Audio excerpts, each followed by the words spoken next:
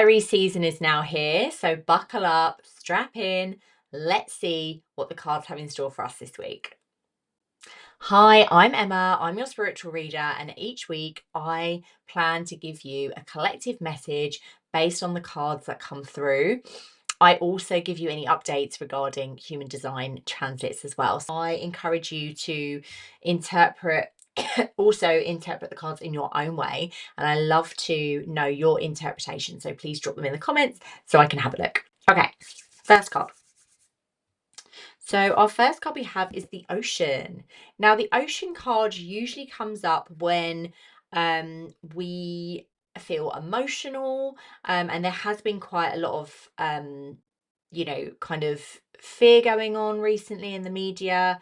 People have also felt, the heaviness of everything happening at the moment. So it may be that you are feeling this and feeling quite emotional at the moment, and really it's a time for healing and self-soothing so that you can move forward with what you need to do.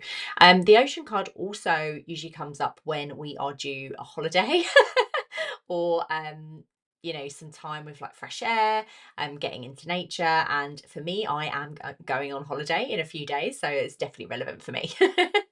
Let's see what else we've got. The next card is Trustworthy Guidance. Okay, now in these times, we are learning more and more how to connect with ourselves, how to trust our inner guidance. And depending on which human design authority you are, this can make a big difference to you. For example, for me, I'm an emotional authority, so I need to trust my feeling, but not necessarily in the moment, because I need to kind of wait until I get my emotional calm before I make decisions on things. And honestly, trusting my feeling has helped me so much in my business. It actually helped me to get an extra £42,000 in my business. One of my businesses is that I'm a property developer and landlord. And recently I had a property valued, and it was down valued. And I knew that it needed to be a lot more than that. And my experienced broker told me, no, no, no, like this is what it should be. This is how it is.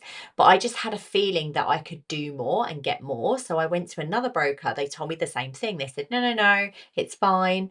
And so I went to a third broker, and I said to the broker, look, this is what's happened. I know that I can get more, and I really feel like this lender is going to be the lender for me based on my own feeling and also my own research.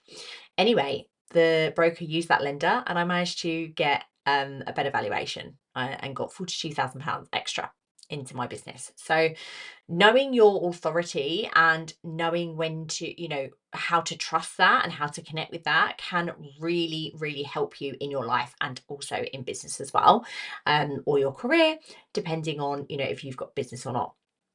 So this is something that I teach everybody to do who works with me, how to tune in to your specific authority, how to train it, how to trust it. This is something that I do for those that work with me.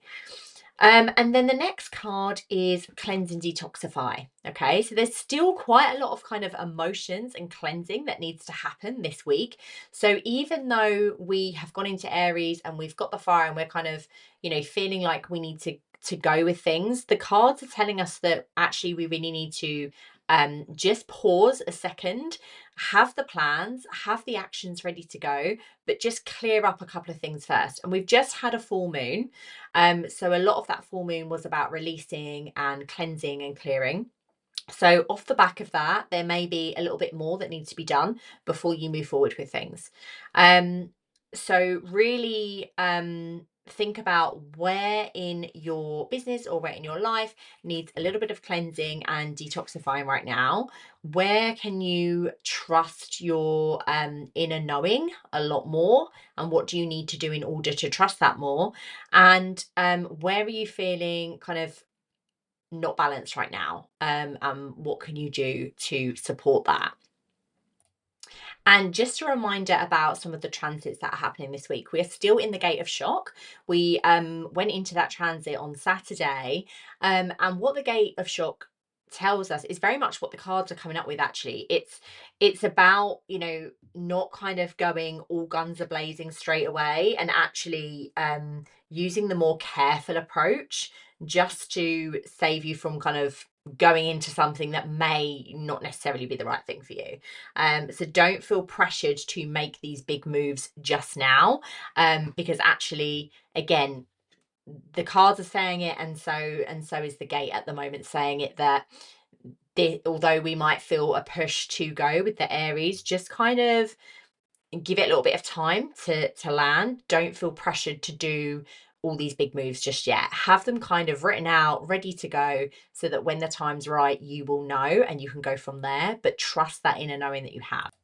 And on April 10th, we move into the gate of growth. Now, this gate really asks us to look at what we need to kind of round up in our lives or in our businesses, and what we actually want to take forward for the long term. So again, this is a time to really think about this cleansing, right? So clear up what we don't need, finish up close that loop on what needs doing, and then think about, long term wise, what is it that you actually want? What's the long term gain here?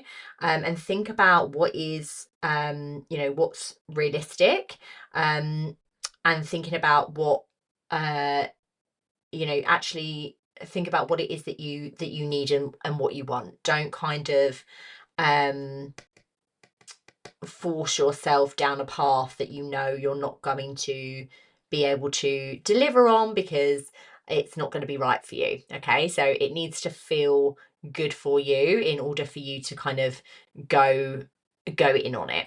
Okay, so cleanse up those things that you really don't want anymore, close the loop on those, and then really kind of think about what you're going to double down with moving forward.